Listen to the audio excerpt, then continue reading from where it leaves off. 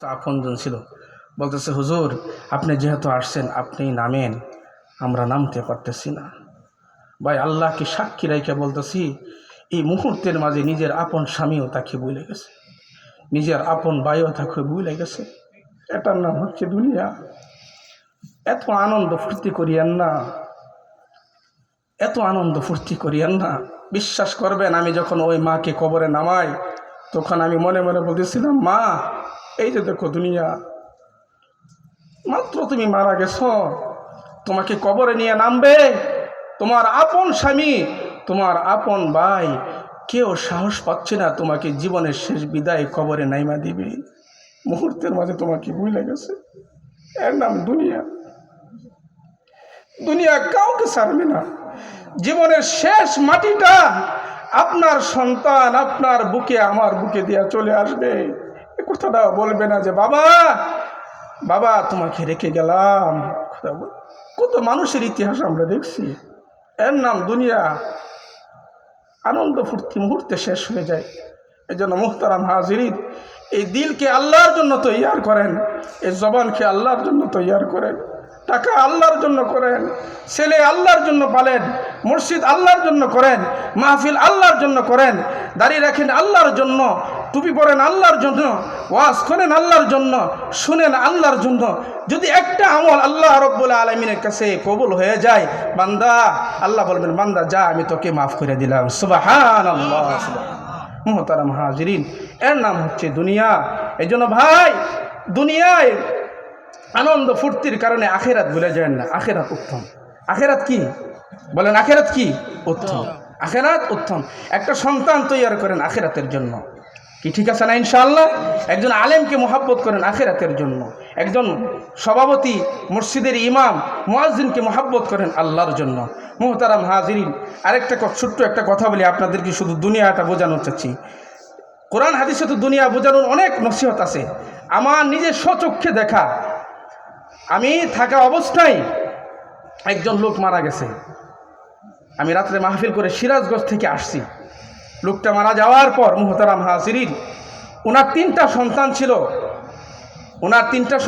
কয়টা সন্তান? তিনটা সন্তান ছিল। মুহতারাম হাজিরিন, গোসল সব কিছু শেষ। গোসল দেওয়ার পর আমি নিজে ওখানে উপস্থিত ছিলাম। বললাম, ভাই আপনার বাবার জন্য ঘর থেকে একটা নতুন চাদর নিয়ে আসেন, আপনার বাবাকে ডাকতে পারি। ভাই আল্লাহকে সাক্ষী রেখে কথাটা বলতেছি, আমি নিজে ছিলাম। তিনটা সন্তানের ঘর থেকে একটা সন্তানের গর্তেও বাবার শেষ বিদায়ের জন্য একটা নতুন চাদর আসে নাই। আমি নিজে সাক্ষী। ছোট ছেলে বলতেছে মেজো ছেলে বলতেছে বড় ভাইকে, কারণ ভয়, বাবা মারা গেছে, এই নতুন চাদর যদি বাবার শরীরে তুলি, এই চাদর আর ঘরে নিতে পারবো না। এর নাম দুনিয়া।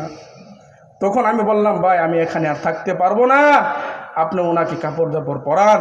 মুহতারাম হাজিরিন, সর্বশেষ এহরামের পুরাতন কাপড় দিয়ে ওনাকে ডাইকা পরে পুরাতন কাপড় পরায় ওনাকে দুনিয়া থেকে বিদায় দেওয়া হয়েছে।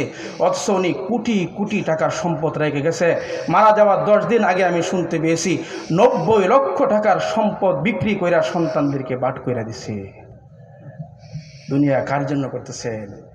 এই জন্য পেয়ারা হাজিরিন, আল্লাহ বলেন, ও বান্দা তুমি আমাকে ভুলে যাও না। তুমি যদি আমাকে ভুলে যাও, একদিন আমি আল্লাহ রাগ করে তোমাকে ভুলে যাব। আমি আল্লাহ যদি ভুলে যাই, আমি আল্লাহ যদি তোমাকে ভুলে যাই, তাহলে পৃথিবীর কেউ নাই আমি আল্লাহ থেকে তোমাকে বাঁচানোর জন্য। আখেরাত তো কঠিন। দুনিয়াতেই তো মানুষ পরিচয় দেয় না, আখেরাতে কেউ থাকবে না, কেউ না, সবাই আপনাকে দেখে বলে দেবে। নবীজি সাল্লাল্লাহু আলাইহি সাল্লাম একদিন আম্মা জান আয়েশা সিদ্দিকা রাদিয়াল্লাহু তাআলা আনহার কোলে মাথা রেখে শুয়ে আছে। আম্মা জান আয়েশা সিদ্দিকা রাদিয়াল্লাহু তাআলা আনহার কোলে মাথা রেখে আমাদের প্রিয় নবী মুহাম্মদুর রাসূলুল্লাহ সাল্লাল্লাহু আলাইহি সাল্লাম শুয়ে আছে। আল্লাহর নবী বিশ্রাম করতেছেন। হঠাৎ করে নবীজি সাল্লাল্লাহু আলাইহি সাল্লামের চোখ লেগে যায়, অর্থাৎ আল্লাহর রাসূল ঘুমায় পড়ছে। এই ঘুমানো অবস্থায় আম্মা জান আয়েশা সিদ্দিকা রাদিয়াল্লাহু তাআলা আনহা বসে আছেন। এই বসা থাকা অবস্থায় আম্মা জান আয়েশার আখিরাতের কথা স্মরণ হয়ে যায়। আখিরাতের কথা স্মরণ হইয়া আম্মা জান আয়েশা সিদ্দিকা রাদিয়াল্লাহু তাআলা আনহা আখিরাতের কাহিনীগুলা মনে কইরা চোখ দিয়া ঝর্ণার মতো পানি পড়তেছে। চোখের পানি সাধারণত গরম হয়, কি গরম হয় না? মুখের থুতু গরম হয়। আম্মা জান আয়েশা সিদ্দিকা রাদিয়াল্লাহু তাআলা আনহার চোখের পানি, এক ফোঁটা চোখের পানি নবীজি সাল্লাল্লাহু আলাইহি সাল্লামের চেহারা মোবারকে পড়ে যায়। চোখের পানিটা পড়ে যাওয়ার সাথে সাথে আপনার আমার নবীর ঘুম ভেঙে গেল। ঘুম ভেঙে দেখে আম্মা জান আয়েশা সিদ্দিকা রাদিয়াল্লাহু তাআলা আনহা কান্না করেন। নবীজি বলেন, আয়েশা কেন তুমি কান্না করো? আম্মা জান আয়েশা বললেন, ইয়া রাসূলুল্লাহ, নবী গো, দুনিয়াতে আপনি আমাকে যেভাবে স্মরণ রাখছেন, আপনি কি আমাকে আখিরাতে ভুলে যাবেন না স্মরণ রাখবেন? নবীজি সাল্লাল্লাহু আলাইহি সাল্লাম বলেন, আয়েশা, আখিরাতে তিনটা এমন সময় আসবে, তিনটা মুহূর্ত এমন হবে যে তিনটা মুহূর্ত আয়েশা, প্রত্যেকটা নবী তো এমনি আখিরাতে ইয়া নাফসি করতে থাকবে। শুধু আপনার আমার নবী শাফাআত করার অনুমতি থাকবে। নবী বলেন, কিন্তু তিনটা সময় এমন মুহূর্ত থাকবে যে তিনটা মুহূর্তেও আমি নবী তোমাকে স্মরণ রাখবো না। নবীজি সাল্লাল্লাহু আলাইহি সাল্লাম বলেন, কেউ কাউকে স্মরণ রাখবে না তিনটা মুহূর্তে। এক নাম্বার, আল্লাহর নবী বলেন, ও ভাই বাবা, ও মা, চোখ খুলে শুনে রাখেন, নবীর বাণী কোনোদিন মিথ্যা হবে না। নবীজি বলেন, প্রথম নাম্বার যেই জায়গাটা কেউ কাউকে স্মরণ রাখবে না, ওয়ানাজাউল মাওয়াজিনাল কিসতা লিয়াউমাল কিয়ামা, যখন আল্লাহ রাব্বুল আলামিন মানুষের আমল নামা ওজন করার জন্য আল্লাহ রাব্বুল আলামিন মিজানের পাল্লাধারী করাইবে। প্রত্যেকটা মানুষ পেরেশান, পাগল থাকবে। আমার আমল নামার পাল্লা ভারী হয় না, গুনার পাল্লা ভারী হয়। নবীজি বলেন, আয়েশা, ওই মুহূর্তটা এমন থাকবে কেউ কারো কথা স্মরণ থাকবে না, না জানি আমার আমল নামা কি বরবাদ হয়ে গেছে। এটা হলো এক নাম্বার।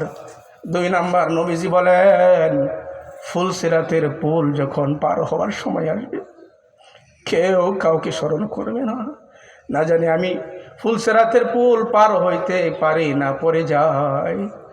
তিন নাম্বার হচ্ছে, নবীজি বলেন, আমল নামা যখন প্রত্যেকের হাতে দেওয়া হবে, সবাই পেরেশান থাকবে।